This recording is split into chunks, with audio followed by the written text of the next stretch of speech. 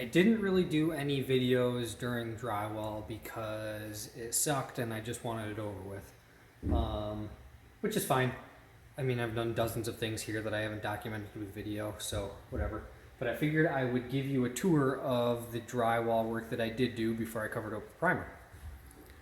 So I replaced this entire ceiling and this wall here, and which was really nice because it allowed me to center that light and also move that light to a more appropriate spot. It was like over here.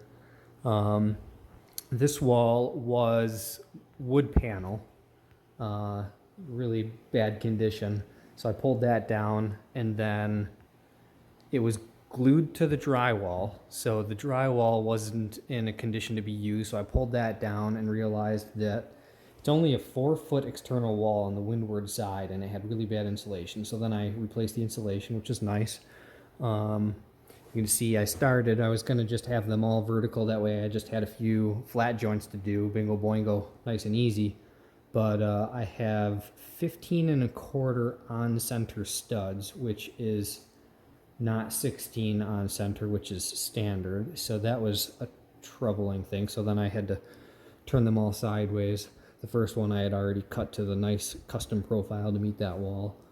But so that's why that one's vertical and the rest are horizontal. But replacing this wall, wonderful to get rid of that wood panel.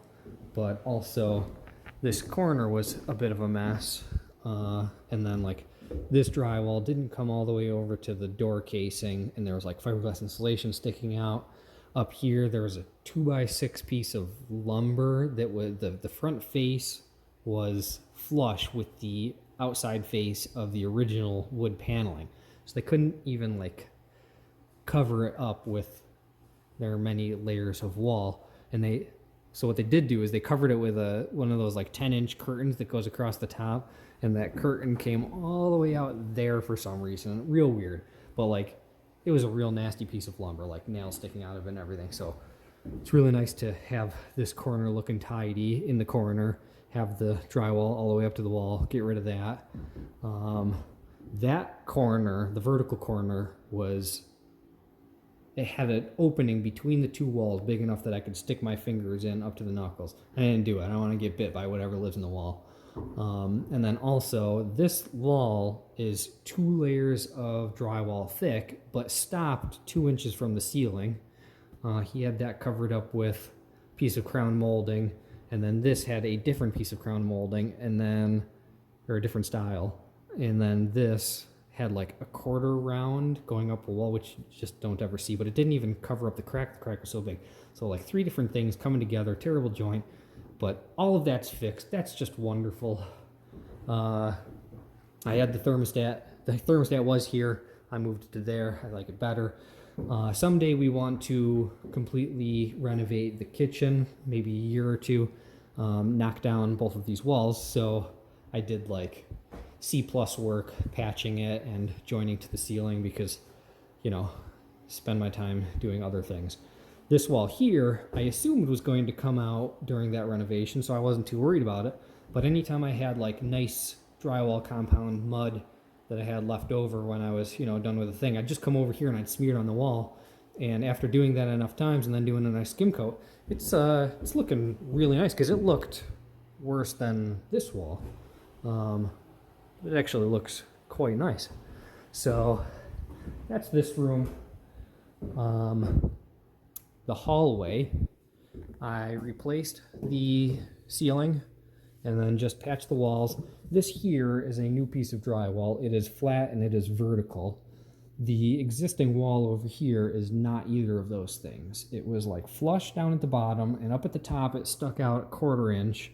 And then right here in the middle, it stuck out a 1/2 inch. So it was like the big old bow. So just like that other wall, anytime I had leftover mud, even if it wasn't in nice condition, I'd just come over and smear it because I had to make up a 1/2 inch difference across here. And now, it looks pretty good. So that was fairly effortless. In replacing the ceiling, there used to be a light here and a light down there. I decided to just go for one in the center. This room, I replaced the ceiling, drywall and patched basically holes. There was just shy of 100,000 holes in these walls. A lot of holes in the closet. This room was the same thing. I replaced the ceiling. You can't see it because it's too dark. There's no light in here. And patched all of the walls. It looks like a starry cosmos, just like the other bedroom. Here.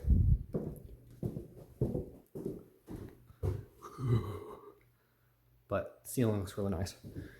The bathroom didn't need any real drywall work, just, I mean, there's a lot of nail pops, just like the last bedroom, that I had to repair up there. And then, you know, just come around and do tidying, things like that. Into the mudroom, same thing with this wall.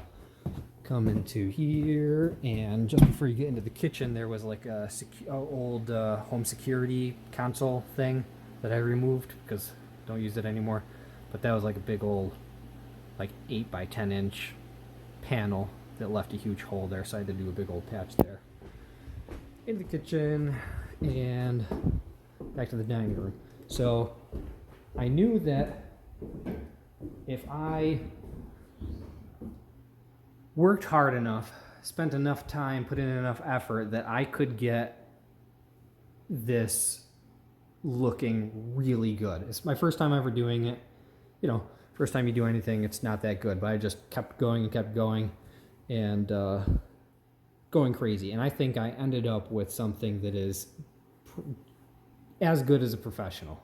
Of course, it took me way longer, but this, I mean, only time will tell after we get primer and paint on, but this might genuinely be A+ work. It might be darn near perfect, which is good, because the reason I was obsessing is, you know, that's the kitchen, there's the living room, everybody's going to be walking right along here. You know, that window is so close to the wall and so close to the ceiling that it's going to highlight all of the imperfections. So I just went absolutely bonkers, and it is so smooth. Oh yeah. So that's great. I'm very happy with it. Come into the living room. That is now patched. The former owner used to have a side light and then replaced the front door with a smaller door, and where the side light was, he just put planks. That's taken out and repaired now. This was a crack, just kind of lightning bolt, so I taped it and patched it.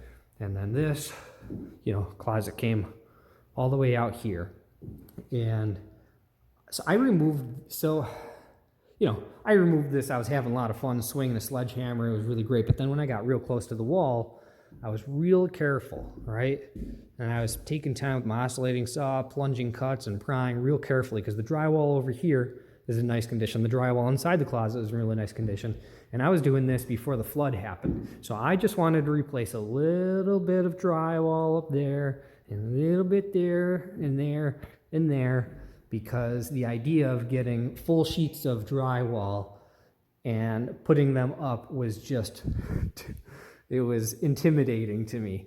And then, you know, the flood happened, and I ended up doing exactly that. So, the good old days. But anyways, you know, I'm real careful to do that. So that left a real wide joint that I needed to tape and then cover. Now, I was real crazy, overboard with how perfect that I wanted this wall and that wall. The rest of that ceiling, the rest of the house, you know, B- work is fine because I got to get this done, but this needed to be A- minimum, right? This basically needed to be A+, because my TV is going to be there, my couch is going to be right around here, and instead of watching TV, I'm just going to be staring at my terrible work all the time. So I needed this to be great. Also, computer here and, you know, seam here. I didn't want to be staring at it. Now, of course, this window here is also really close to this wall. It's going to highlight the imperfections. And I can't imagine a scenario where a table lamp doesn't go there, which is going to be right against the wall, highlighting the imperfections. So I spent like a good week building up this, and it wasn't good enough. Come up here, And instead of the wall being 180 degrees, it went like this. It was like 182, 83 degrees. So after a week of really trying really hard to do good work, I basically had to start over. So I ended up building this. I mean, if the seam is there, I built it a good 1.5 foot that way, 2 feet that. It was, I mean, that's pretty wide. But after doing it for an additional, every day, putting on another layer for, 2 weeks after the first week, and I think I got it to a really nice state. Similar story over here. You can actually see how wide that is. I mean, that's over 3 feet wide of a seam that I had to go to basically blend out the fact that that wall, before I decided to do that, you could see a shadow, like right where the seam was, nice and bright, and then just kind of shadowed there. It wasn't good. So anyways, pretty soon we will be priming this whole house, and it's going to start looking more like a house and less like a construction site. And we are absolutely thrilled. Thanks. Love you. Bye.